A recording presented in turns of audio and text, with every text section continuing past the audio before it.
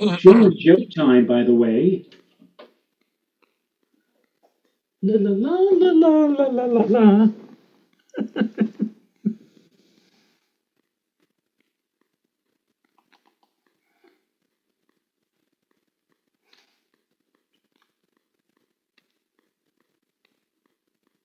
Cold air mass is dropping into the eastern part of the United States, and that includes the Midwest, the Deep South, and me here in North Georgia. We actually have winter storm warnings up in some areas in the Appalachians, as well as in and around the Chicago area. We're going to take you on a radar trip in just a little bit, and we'll take a look at the week ahead. All of that and more on tonight's Joe and Joe Weather Show podcast. Support the Joe and Joe Weather Show podcast if you'd like. We'd like it if you did. Do your holiday shopping on Amazon and use our referral link that's pinned to the top of the chat board, and it's also on the descriptor to this podcast. All you do is use that link to get you to Amazon, buy whatever it is you're going to buy. Amazon sends us a little coin for sending you there. It doesn't cost you 1 cent out of your pocket. We appreciate very much those of you who have use the Amazon link to support the Joe and Joe Weather Show podcast. And for the weather geek in your life on this upcoming holiday, get him a weather station. And if you do, get him the Tempest by WeatherFlow weather station. It's revolutionary, runs on solar power, works off your mobile device, and you'll be part of the fastest growing observing weather network on the planet. The link for this is on the description to this podcast, and there's a special coupon code that Joe Rayo is going to tell you about, Joe. Well, I must tell you that the way the weather is looking out in the Midwest, it's hard to believe that it is still fall or autumn. The coupon code is Autumn 2025, and if you use that coupon code, you can get 10 big percent off anything that you purchase from Tempest. I'd be curious because they're forecasting for Chicago 6 to 10 inches. And it's a really unusual setup, but it's only November 9th. So I just wonder whether this is going to be some kind of record for them. You mean in terms of the most heavy or significant snowfall Well, this early in the season? you got to think that if they get that bottom number, that it's going to be a record for the day. Probably. Right. Probably. Now, whether it's any other records, I mean, I don't know if it's the earliest. It may not be. I don't think it would be the earliest that they ever got an accumulating snowfall. Maybe it'll be or if they got 6 inches out of this, maybe this will be the earliest they've ever gotten 6 inches out of in a snowstorm. Well, back in 2018 on the 15th of November, here in the tri-state area, we had about 4 to 8 inches of snow, which I know you remember because you were on duty, and I happened to have that day off. Yes, you did. You did have that day off. Yes, I did. I had to deal with all of that by myself. I forgot about that. I'm very. I was sitting by the phone waiting, because had that happened when I was at News 12, I almost certainly would have gotten a phone call from Janine Rose, my news director, saying, "Joe, I know it's your day off, but would you care to come in today and help out because we got the snow today?" So I'm sitting there waiting for the news director at FiOS 1 to call me with the same thing. Now, I know you would probably have done the same thing. I'm not going to call and step up and volunteer, but if they certainly called me, I would have come in. But the call never came, and you got stuck with not one, not two, but 3 different zones to do in the midst of this anomalous, rare, heavy snowfall in, again, November of 2018. I remember the snowfall. I just don't remember you not being there. I remember the night before when we raised the alarm flag. Right. Which of course we raised the alarm flags and nobody listened to us. Right. Didn't listen to the Weather Service either because they put up winter weather advisories. But no, nobody told us, said the politicians. We have talked about this on innumerable occasions where the local municipalities or whatever are trying to save a buck. They figure, well, it's November. They don't budget for November. Yeah, the snow isn't going to stick. There isn't going to be a problem. We don't need to really treat the roads and waste all of that good stuff. We're waiting for December, January, February for that. So really, I think what really made it bad was the majority of the roadways were not treated, and so the snow stuck almost immediately. and and it was coming right about the time of the afternoon drive home, and nobody was prepared for this. And it wasn't so much that it was, a rather heavy amount for so early in the season, but just that nobody did anything about it in Yeah. advance. No. Welcome tonight to everybody on the chat board. Hope you had a very good weekend. Hope you watched the Giant game. You didn't watch them win, but at least you would have watched it snow during the game. And no, I lost track of what I was going to say. Anyway, we're glad to have you here. Welcome to those of you who are lurking in the background. That's what I forgot to say. And we appreciate you being here too. So subscribe to my YouTube channel and turn your notifications on so you don't miss us. If you like the show, hit the like button. We're here Sunday through Thursday at 7:35 and the occasional Friday and Saturday if there's a storm around. And if there is, we will certainly let you know about it. Joe's going to we're going to go to the radars momentarily. Joe's going to load them up while I do the watches and warnings because we actually have quite a few of them. Aside from the fact that at least across the deep south, now the low forecast for me here in North Georgia is 24. And right now I'm 43. And we've been dropping about 2 or 3 degrees an hour for a while now, but you can see widespread freeze warnings, frost. I don't know why they have frost advisories up because there's a wind, but no matter. Freeze warnings, freeze watches, frost advisories, whatever you want to call it, covering pretty much all of the deep south. But you head into the western Carolinas, and here we have winter weather advisories that are up for the mountains, including winter storm warnings in some counties. And that includes Gatlinburg. Maybe many of you probably have heard of Gatlinburg. And those winter weather advisories extend up into West Virginia, where we have a couple of the easternmost mountains of Western Virginia, including Snowshoe, West Virginia, under winter storm warnings. And the other spot and they get lake effect off of Lake Michigan, but it doesn't happen very often that they get the straight north wind coming down the lake and impacting Chicago in a big way. Gary, Indiana, yes. Chicago, from time to time, yes, but it doesn't happen a whole really doesn't happen a whole lot. But we've got winter storm warnings up for just about all of the counties, including Chicago and in and around Chicago, extending into Indiana and also into parts of Michigan, upper and lower peninsula. We have advisories up for lake effect snows in northeast Ohio and northwest Pennsylvania and parts of western and northern New York. And I think they have lake effect snow warnings up. That's in north central New York. In Watertown is out of it for now. They have advisories up there, but just south of Watertown, so in Jefferson County in New York State, we've got lake effect snow warnings, and in the neighboring county that is to the west. So it's loaded up for wintertime in the east.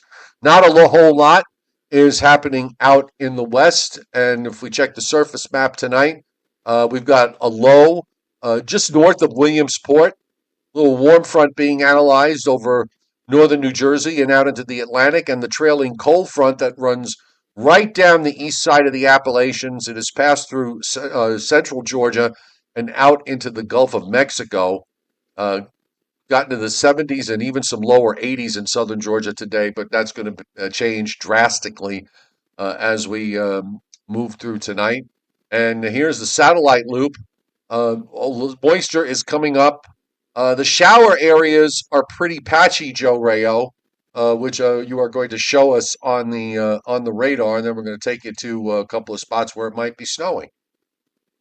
Right, and in fact, I was kind of surprised this morning. I had anticipated that we would see at least some light rain falling sometime between like 10 o'clock and noontime.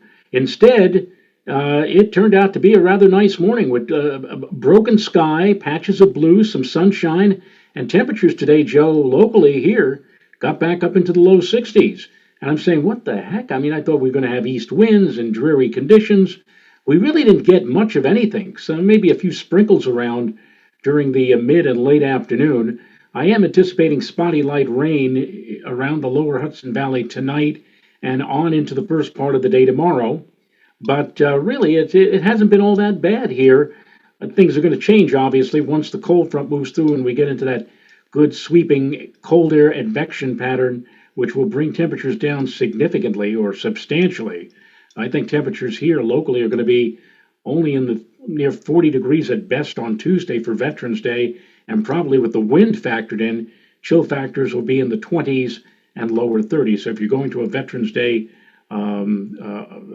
type of celebration, I would strongly urge you to bundle up on Tuesday because it's going to be your first real preview of the upcoming winter season. And I don't know about you, Joe, but for the heck of it, even though the models really did not suggest it, at least in terms of precipitation, I did mention on Tuesday for the lower Hudson Valley a chance for a passing snow shower or flurry because of the upper level disturbance moving across the area and the gusty northwesterly winds. And if we get any, snow showers and flurries upstream near the Great Lakes, that wind certainly is advantageous to blow some of that all the way down into our neck of the woods. So don't be surprised. You might see your first flake or two in the air on Veterans Day Tuesday. Well, why don't you go ahead and do the radars? Why don't we do that right now? I'm going to get the Zoom share link up, and we will start right here in the tri-state New York area.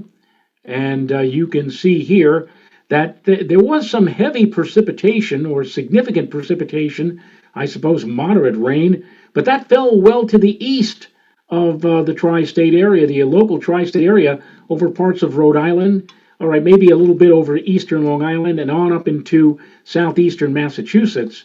But for the most part, here in northern Jersey, western Long Island, New York City, the Westchester area, whatever we saw in terms of precipitation today was mostly light and spotty and really didn't amount to all that much hill of beans, if you will.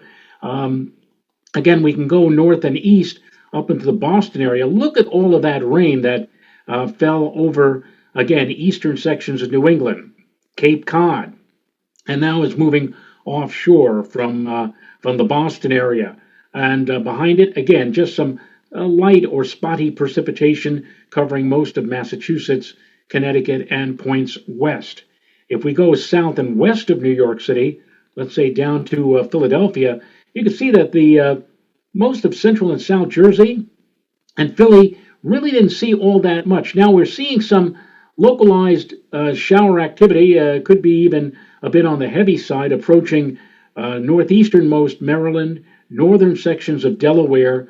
That is, if it holds together, we may very well move across parts of southwestern New Jersey and maybe the Philadelphia area over the next hour or so. But of course, if you were watching, and Joe mentioned the Giants game, and I mentioned this to Joe. I was at my wife's German American club today. They had a meeting and a dinner, and on the big screen there, they were watching the Giant game. And I said to one of the members there, I said, the sports guys in New York are going to have to dig up when the last time the New York Jets and the New York Giants actually won on the same day. That's how it was looking for a while. Giants were ahead 20-10. Jets were well ahead. But somehow or other, in the cold and snow of Chicago, because they were playing the Bears, the Giants somehow fumbled in the last couple of minutes and gave up the lead and lost the game.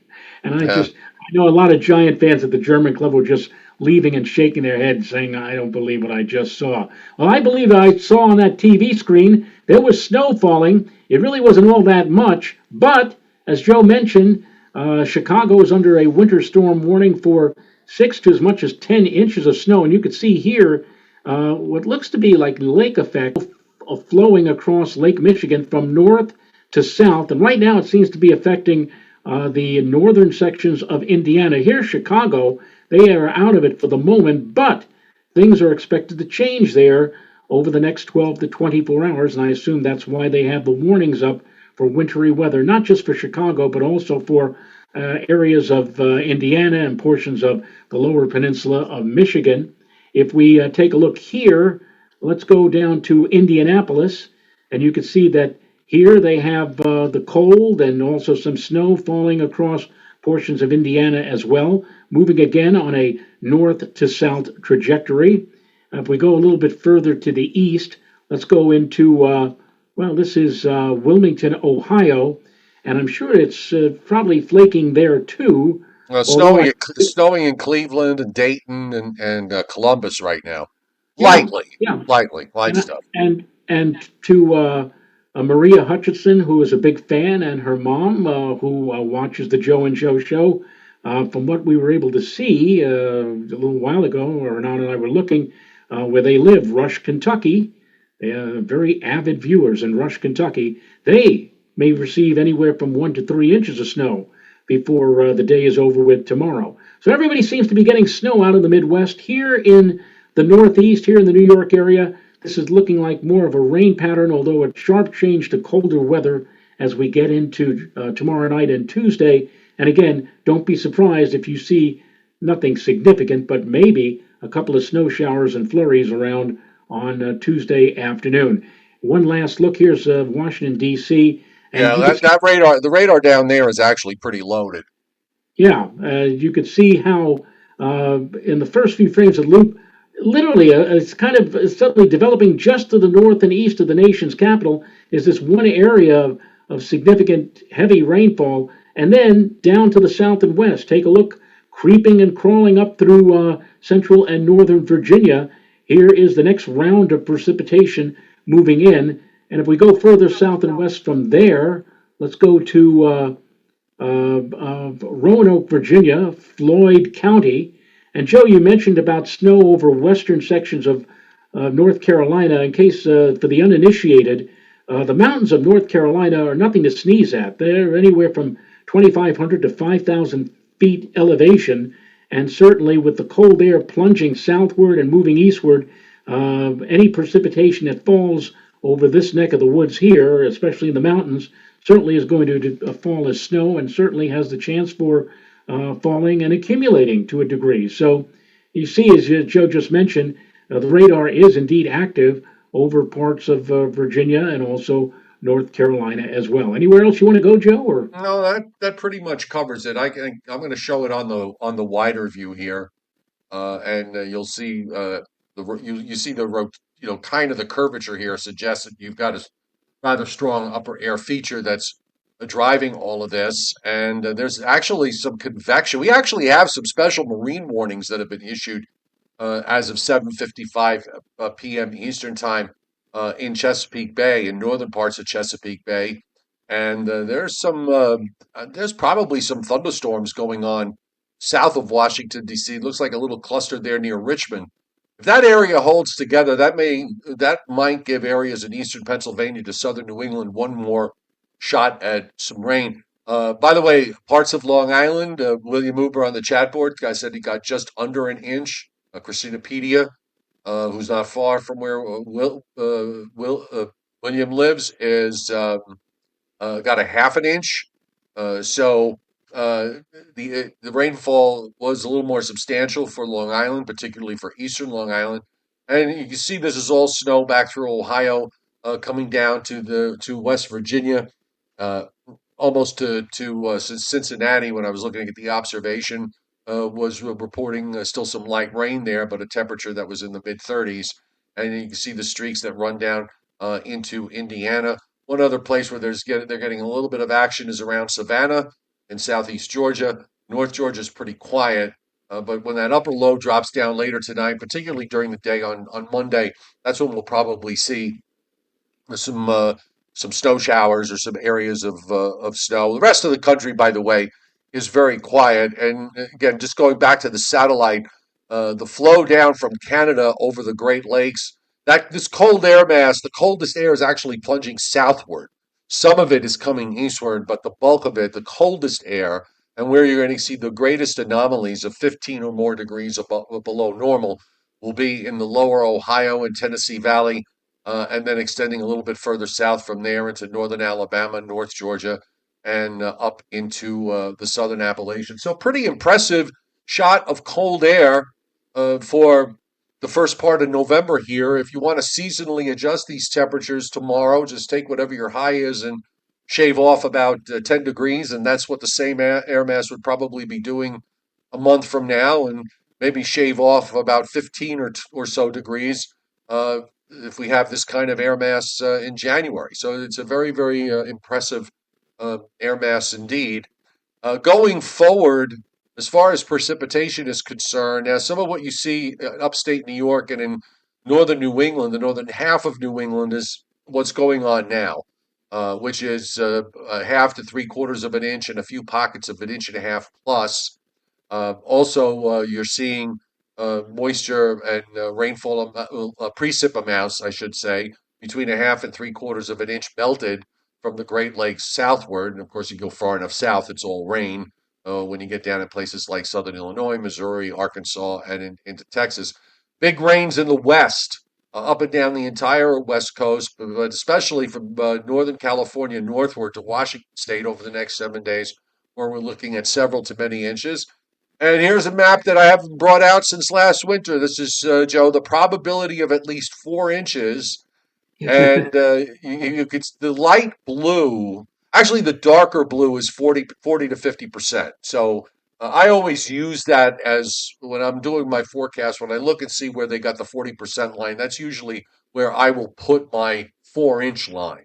So that includes Chicago, does not include Milwaukee, by the way. And then swings of the highest probability of 80 to 90% for at least 4 in northwestern Indiana. Also seeing some high probabilities in parts of southwestern New York, and then northward from there to just shy of Buffalo, and in the mountains of West Virginia, where we're looking at an area of 50 to 60% probability of at least 4. And then in western North Carolina, the range for at least 4 runs from as low as 5 to as much as a 20 to 30% chance in a small area in southwestern North Carolina. So early, but they come when they come. You can't really you can't schedule these things. They just sort of happen when they happen. And here's the upper air, which is really impressive. I mean, you don't see a trough. Sometimes we go winters sometimes and don't see troughs as deep as this is. And here we are on the 9th of November. This is a really deep upper air trough. It's bringing cold air all the way down into Florida. It's bringing freezing temperatures as far south as northern Florida. It's bringing much cooler air all the way down to the Keys. And of course, again, when you see that dark blue spot is really indicative of where the core of the cold air is. Now, this is cold and unstable, Mr. Rayo, so I think it's a good idea that you threw in the chance that there may be a couple of snow showers running around with this. Maybe, could even happen Monday night or during the day on Tuesday for you.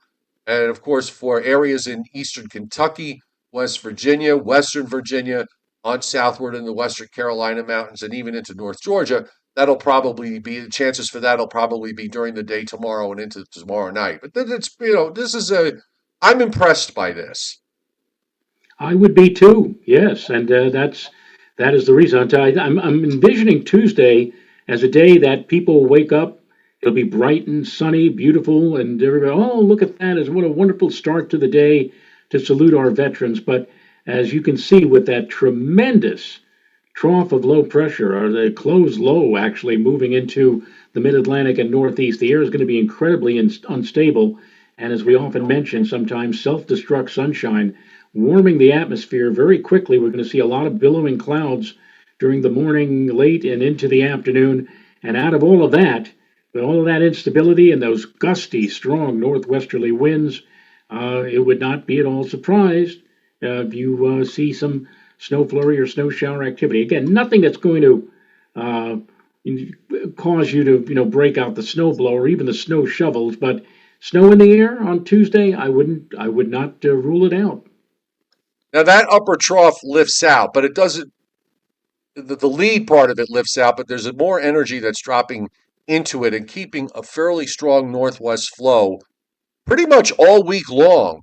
So I suspect that we're probably going to see temperatures being the coldest air will be in the first half of the week, and temperatures will probably bounce a little higher when we get to Wednesday and beyond. But I would not expect them to bounce very much because it looks like it's going to stay that way at least into the first part of Saturday and maybe And even when we get to Sunday, Joe, what's really interesting here is that the upper low, the troughing in the east kind of holds, and you got this western energy that's coming eastward.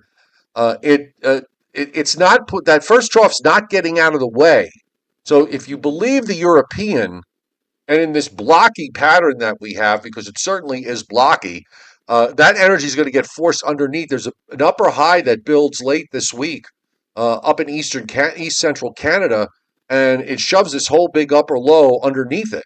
That's a very interesting upper air setup for next weekend potentially. Or I'm You sorry, know, late next weekend or early next week. Probably early the, next week. the one thing I notice about this week is that a really humongous high, and you normally see these big high pressure systems build over the northern plains, and then they work their way eastward across the Great Lakes and then on up into the Northeast, New England, and Eastern Canada. But Joe, they've got a humongous high pressure system, a very strong high pressure system, whose center kind of moves across Texas and on through the great or the deep south, if you will. And you look like you're going to be like right underneath the dome of that high pressure center, about midweek. And meanwhile, to the north, up across the Great Lakes and into the Northeast, we're going to have that rather tight or semi-tight pressure gradient. And I agree with you. I think we'll still have, I'm calling it brisk or maybe blustery conditions, Thursday, Friday, into the start of the weekend on Saturday. So yeah, you have a kite, it's going to be a great week to fly the kite. That's for sure. Yeah, if you look at the surface map, I mean, this low tomorrow morning is sitting over Long Island and then just kind of goes, near Cape Cod, and the gradient starts to tighten. Of course, you got all that, the cold trough coming into the east and all the rest of it. But yeah, the gradient is tight up and down the entire East Coast. I mean, there's isobars everywhere, and they don't go away. Even though that first, when the core goes out, you got more troughing that's piling down in that northwest flow. So yeah, I think it's good. The wind is probably going to be an issue. I mean, is it advisory criteria or not? I don't necessarily think that really matters very much. But certainly you're going to see gusty winds. Um, on Tuesday, probably gusting between 30 and 35 miles an hour, maybe even the odd gust that gets up toward 40. And you're going to continue to see, um, busy winds right into Friday. It starts to relax a little bit, but still, even in on Friday and into early Saturday, there's still a bit of a gradient. And actually, Joe, the wind, the surface wind with what's going on in the east, with a low in Atlantic Canada and high pressure in eastern Canada, kind of rebuilding southward. And the colder air for the whole week is going to have a real tough time to getting out of the way. And then you see the energy out in the west. You mentioned the other day about when we transition over to whatever we're going to transition over, that will maybe somebody will see an outbreak of severe weather. Well, you look at this for next weekend, for next Saturday. I mean, this certainly implies a severe weather outbreak potential for places like East Texas, eastern Oklahoma, eastern Kansas, and eventually moving into the Mississippi River Valley. So I would say that counts. But because of the blocky nature, the models are correct on the block. That low is not going to go to the lakes. It's going to get forced underneath. And here we have the European, which by next Monday has a low off the New Jersey coast and south of Long Island with a cold rain. And yes, that's light blue snow that you see on the northern edge of that in northern Pennsylvania. I mean, look, it's way down the road yet, but we do have a blocking pattern here. If this trough and storm system to the east do not get out of the way, then you have to consider the possibility that this specific energy that's coming in this week, and you can see it on this map, particularly on Wednesday into Thursday. You get all this energy that comes into the west that we might wind up with something that's going to get forced to our south. So it'll be interesting to see how it plays out. Absolutely, absolutely. It's going to be a very active week, and actually next couple of weeks. And who knows? Maybe it'll continue right on into Thanksgiving. We'll see. David Fuller hits the tip jar tonight. Thank you, David. I don't know if you're going to get flakes on Tuesday or Monmouth County, but you never know. Something might pop up or fall down. We'll see. Do you, Mr. Rayo, have Driller Jeopardy tonight? I do. Before we get into Brill or Jeopardy, I just want to make a mention, and a number of people on my Facebook page who I recognize from here on the Joe and Joe chat board, uh, either making a comment or whatever about this. I had mentioned on yesterday about the shutting down or the end of the Farmer's Almanac. Now, for many years, people would get confused. There were actually two Farmer's Almanacs. There's the Farmer's Almanac that started back in 1818, and the old Farmer's Almanac. That's the one with the yellow cover, and that started in 1792. And they've been around for 234 some odd years. Anyway, I actually, Joe, I don't know how many people were aware of this, but I did work for the Farmer's Almanac. I did the astronomical data that they would print about the rising of the sun, the moon, the culmination of stars, eclipses, planet information, or whatever. I started doing that back in 1992 for them when I was contacted by Ray Geiger. Ray Geiger was the guy who was the editor of the Farmer's Almanac for 60 consecutive years. And Wow. right after he hired me, I took over for Dr. Ken Franklin, who was the chief astronomer at the Hayden Planetarium, one of my mentors. And it was actually Dr. Franklin who had been doing it for about 12 years. And when he told the Farmer's Almanac, hey, look, I don't want to do this anymore, they said, oh, Dr. Franklin, but who are we going to get? Who are we going to get? Dr. Franklin said, well, how about you try this guy, Joe Rayo? I think he's fairly reliable. And they flew me up to Lewiston, Maine. The offices of the Farmer's Almanac was very interesting to see. The facilities there was owned by a company called Geiger Brothers.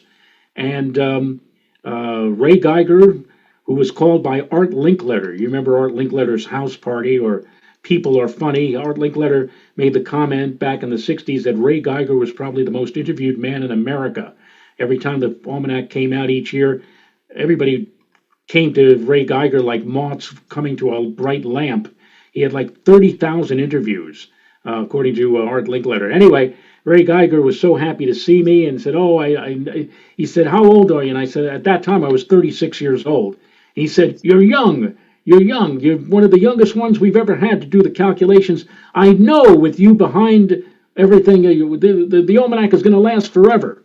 And it was only about a year later that Ray Geiger passed away at the age of 83.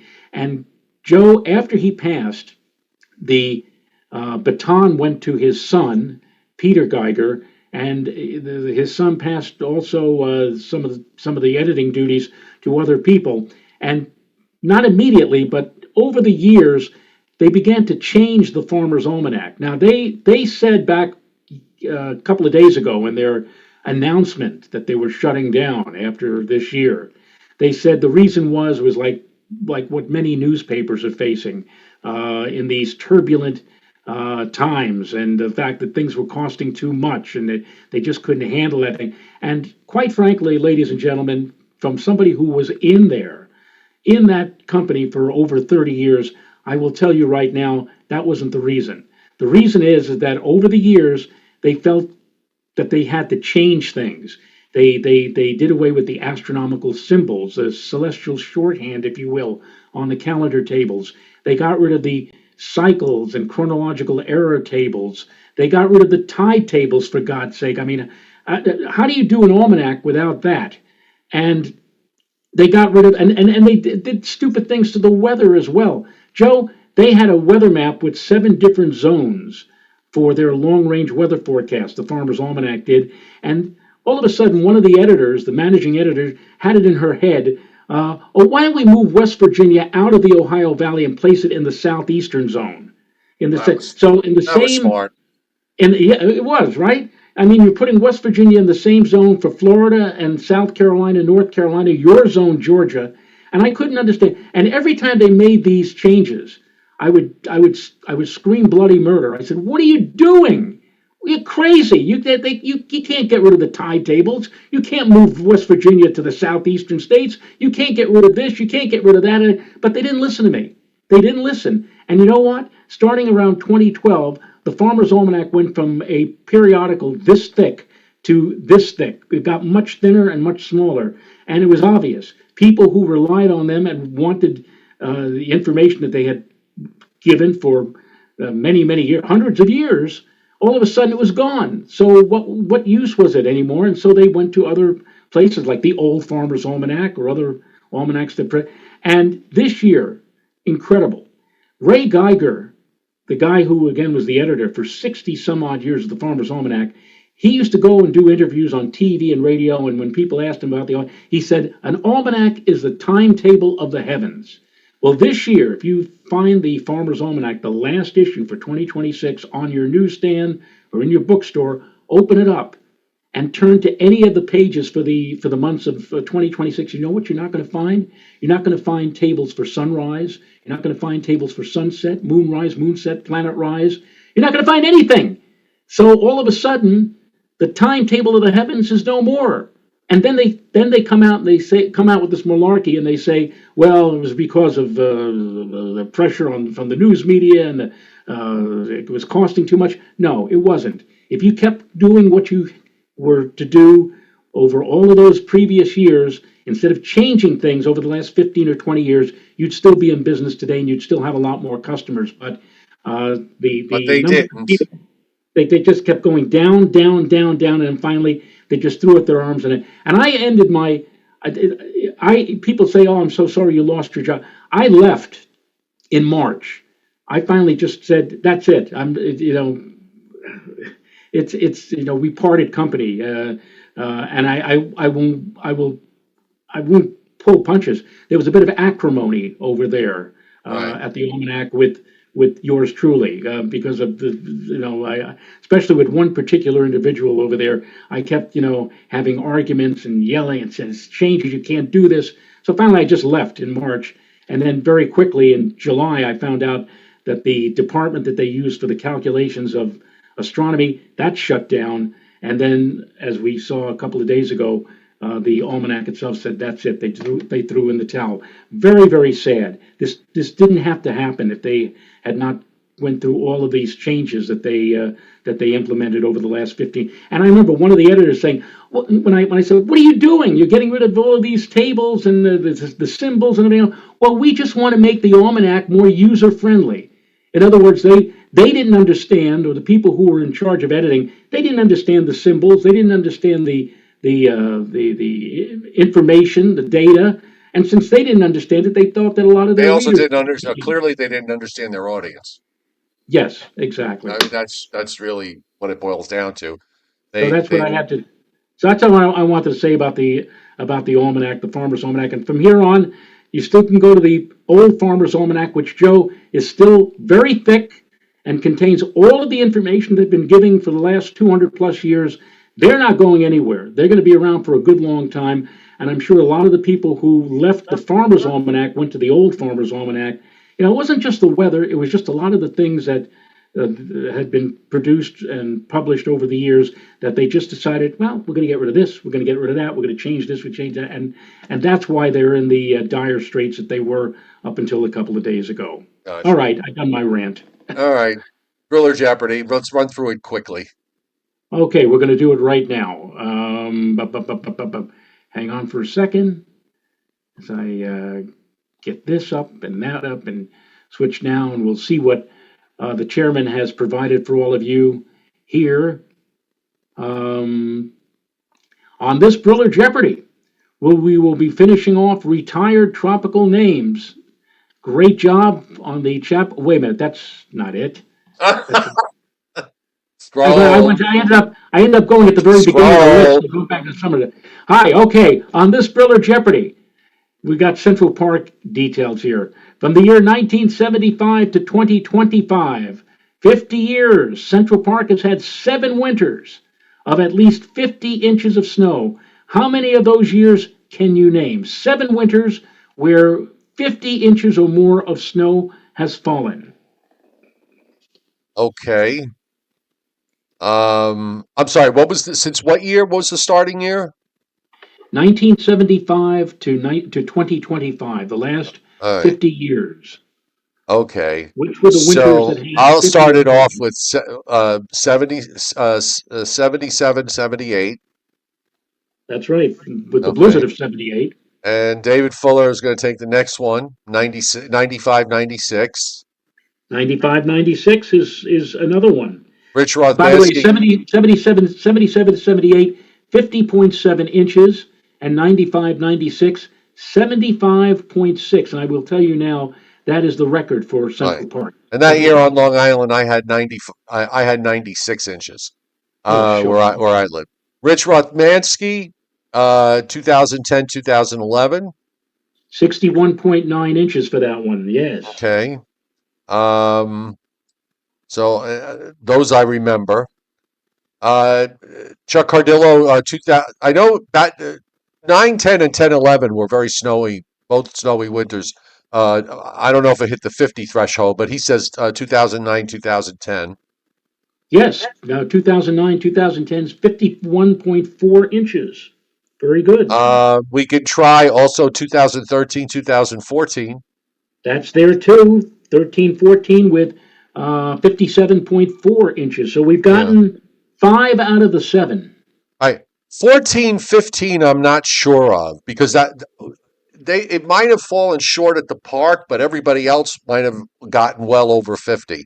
So What'd you say, 13, 14? we've already said 13, 14, but there's also 14, 15. 14, 15 is on the list too. Yep. 50.3 inches. Okay, so now we're down to how many? One. Just one? Just one. So, I mean, I want to go to either 2002, 2003, or 2000. Let's try 2002, 2003. That's not on the list. Okay, so let's try then 2003, 4. That's not on the list. I'm going to give you a hint, Joe. Well, those were all four. We had that was that stretch where we had 4 winters in a row of 40 inches 40. of snow or more. Right. Did any of those hit 50? No. Okay, so No, it wasn't really any of not. those. In fact, if you remember, one of those 4, very late in the winter, we had like 39.8 or whatever. Right, And like, 39.9, and then like somebody found a stray tenth and made it yeah, 40. yeah. Hmm. I will give you a hint. In this particular winter, we had, I thought we had quite a few ice storms, and there was one particular stretch in Oh, February where 93, 94. there you go, 93, 94 with 53.4 inches. Right. I forgot about 93, 94. I loved I that think winter. That was a great winter. it was on a Wednesday afternoon and evening. We had something like 8 inches, and then there was like a lull, and then all of a sudden on a Thursday night, Friday, on top of all of that, we had another like 12 or 14 inches. It was, Yeah, and I remember I remember that. I remember yeah, seeing the foos when it came out and showing another foot coming at the end of the week, and I went on the air with it. Nobody else was talking about it, so it was like one of I those remember 4K. that. That was I my remember 4K. I remember hearing you make that declaration on WHLI. Yes, among other places. Yes.